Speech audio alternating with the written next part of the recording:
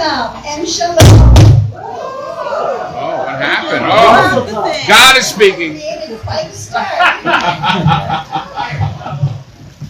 Welcome and shalom to each and every one of you. We are so grateful that you are here with us tonight to see such a wonderful show, to be a witness to Jason Alexander being honored, to Amanda Vale and Peter Filchia, who are going to tell us all about Jerome Robbins, and to our many performers, Andy LeBone and Rita Neidig and Debbie Bravit. Also, two wonderful pianists whose names you will hear. You are sitting not actually in the seats, but in the places where stars of the stage and screen used to sit.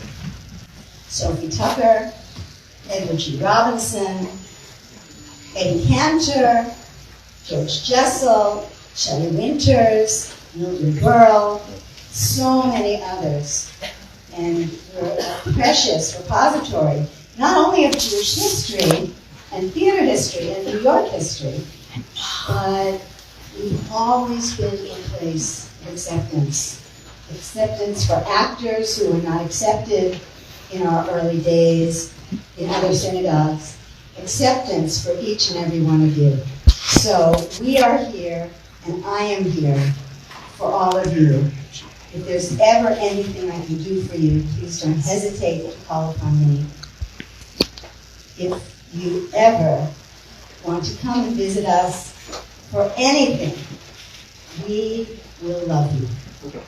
We will extend our love to you, and you will feel that love. Can you all feel the happy energy tonight? And it's not just all of your happy energy and all of your anticipation. It's the happy energy of the stars of stage and screen who used to worship you. So I would now like to introduce our wonderful president, Carol Ostrow. We also have a co-president, and co-producer Douglas J. Cohen is here too. You'll see him. And I am so grateful not only to all of you, but to Carol and Doug and Bob Greenberg and everyone who has a part tonight in making this so special. Thank you.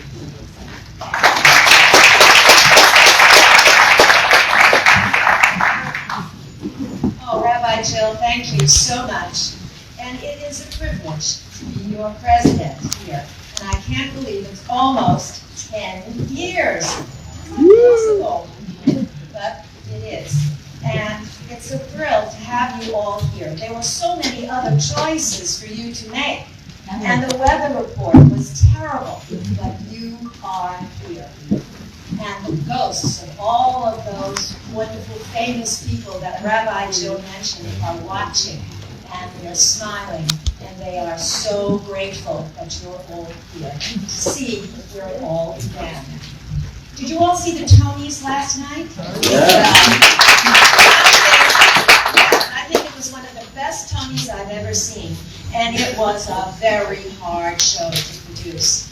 Every show is hard to produce, but that one, with all the collaboration and everything they had to do with the writer's strike, with nobody knowing exactly what it was that they were going to say, and if it was even appropriate, was fantastic because they were so professional.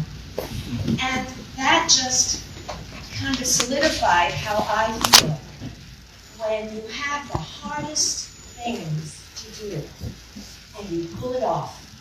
You have the greatest rewards. So 10 years ago, when I first began as president, and my friend Randy Levine Miller introduced me to everyone, and how did I get here? It's your fault.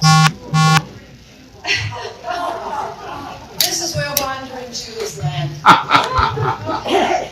So, one of our past presidents, Dan Feld and his beautiful wife, Norma, gave me a packet of information that was fantastic.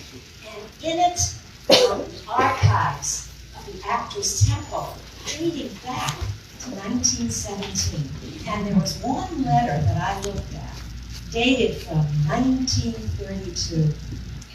And it was thanking the congregation for having a fundraiser, just like I'm thanking you now. History is repeating itself. But in that letter were stars, the biggest stars of Hollywood, as well as Broadway. Names that Rabbi Jill said. There was Sophie Tucker, Al Jolson. There was Burt Lahr. Do you remember Burt Lahr? There's some older people who remember him. What an actor. And Frank Sinatra, not even Jewish, entertained that night, and they were in the Imperial Theater on Broadway. That's money for a little shul. That it was just incredible, and we're still doing the same thing. And there was also a letter from Mike Vivian, and we lost Mike Vivian this year. His family is here. Thank you, Matt. Thank you so much for bringing your family with us. And Mike had a letter there, and it told about Yom Kippur, this one evening where everyone was praying, and then there was a hush because Sandy Koufax won't be able to pray for Yom Kippur. And that's what we have here. Everyone comes here to the Actors Temple. And right now, we are celebrating through the efforts of our wonderful Doug Cohen and his friends. We have for you Stars of Hollywood, Broadway, streaming services, books, anything you want this evening, thanks to Doug Cohen. And what better place to have you here and enjoy the entertainment and love the entertainment and a little religion right here. So Doug Cohen, I have the pleasure of introducing you this evening as our lead producer. He's also, hi Doug. Give him a hand.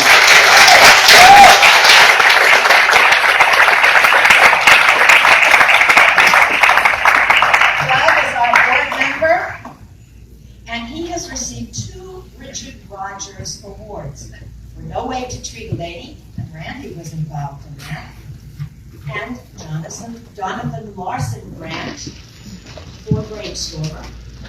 Foxtrot, oh well, forgive me. Good. And a Drama Desk nomination for Children's Letters to God. You know, that brought me to tears. That was so beautiful. But not tonight. And then a Drama League nomination for Don't Stay Safe, and the Fred Ebb Award for his body of work. And he has an album that will be released that was co-written by Douglas Carter Dean and will be released this summer with names such as Tino Fontana, Debbie Gravitt, who is also one of our guests this evening, but she's having gig first, and then she's coming here, and then she's leaving to go to another. Bless her heart. And Will Swenson and Jackie Hoffman. Jackie Hoffman got married here, and she's one of the most famous and wonderful comedians in New York, and more. And so, How to Survive a Killer Musical is his new book. The Agony and the Ecstasy and the Road to Broadway will be published by Applause Books this fall. It's available.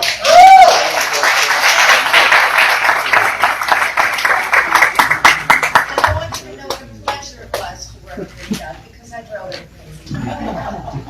And he let me. Thank you. There you go. Good evening, everyone. So great to see all of you. So, the Alvin Theater, which is now the Neil Simon.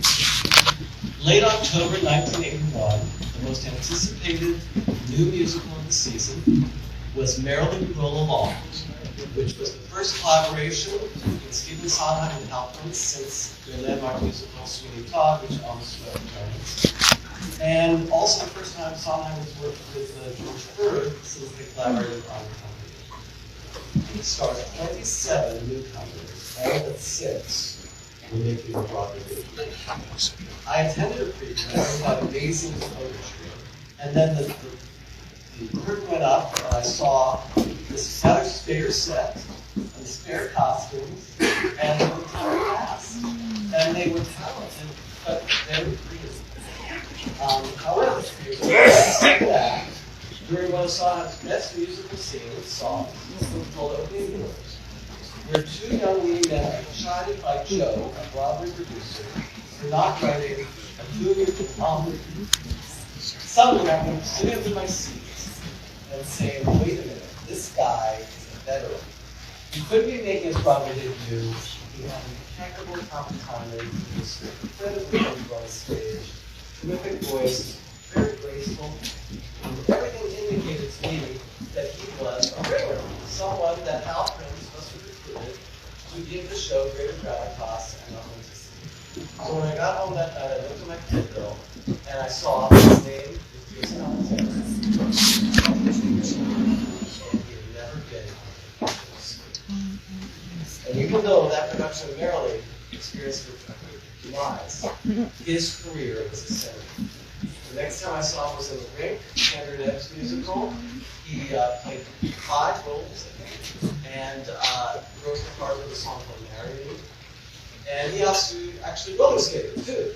I then saw him in a show called Personals, and it was an off-Broadway review, and it was really entertaining. And it was at that time that I was writing a show called Nobody Drew Lady, a musical that was based on Lou Golden's novel. And you might know it's a film that stars Lee Remick and Rod Steiger and George Siegel as Detective Mars Brummel. So I was looking for an actor to play Detective Mars Brummel for demos and presentations, and I contacted Jason, and he very graciously came to my apartment and wrote 2 songs. Now, when you're young, in your early 20s, and you give an actor a song, you often just think, well, what will it sound like one day? I'm lucky enough to have Andy McCabe sing it, or Val Julia. But when you did Jason Alexander's song, I was smart enough to know that when he interpreted it, it was the definitive interpretation. He was exceptionally receptive and intuitive and very generous with his advice on the show. I got to meet his lovely wife Dana. He got to meet my future lovely wife Kathy, and a genuine friendship developed. He later performed some songs on a demo from another show that was right at the time. This was based on a musicalization based on Ann Erskine's book called The Rabbi of 47th Street, where Jason performed the role of Ann's father, our very own Rabbi Erskine, who was the rabbi here in the 1964. So that's kind of interesting. Now, Jason never got to perform the role of Detective Brummel on the stage because he was previously naming roles in Neil Simon and Broadway Bound, and Jerome Robbins, who cast him to play 7 roles in Jerome Robbins' Broadway, including iconic roles like Pseudolus and Kenya. And for that, Jason was awarded the 1989 Tony Award for leading actor in a musical.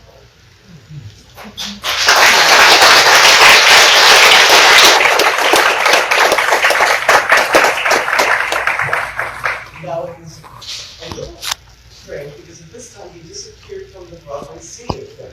And one would always think that he was adrift as he went from job to job. He was Steinbrenner's assistant at the Yankees,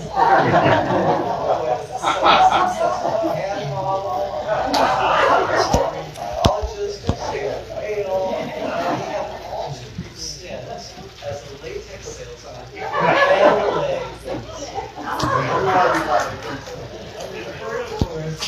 To Jason's iconic creation of George Costanza and the deeply iconic Seinfeld series.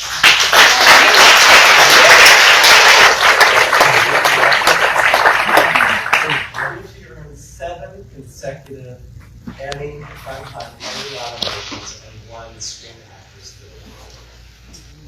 Guild. Through that 9-year Broadway hiatus, Jason continued to appear in LA theater. He originated the role of Max Gallenstock, obviously Martin Barty Short, in The Producers, and served as the artistic director of LA's Reprise, which is our version of City Center's Encore, where he also directed and played Chuck Baxter in Promise of Promises, opposite Gene Smart. And I happen to see it. This on YouTube, and it is the most beautiful comedy drama that you'll ever experience on YouTube. Check it out, please. Now he's returning to New York for the bright lights and big salads, and he'll be making his.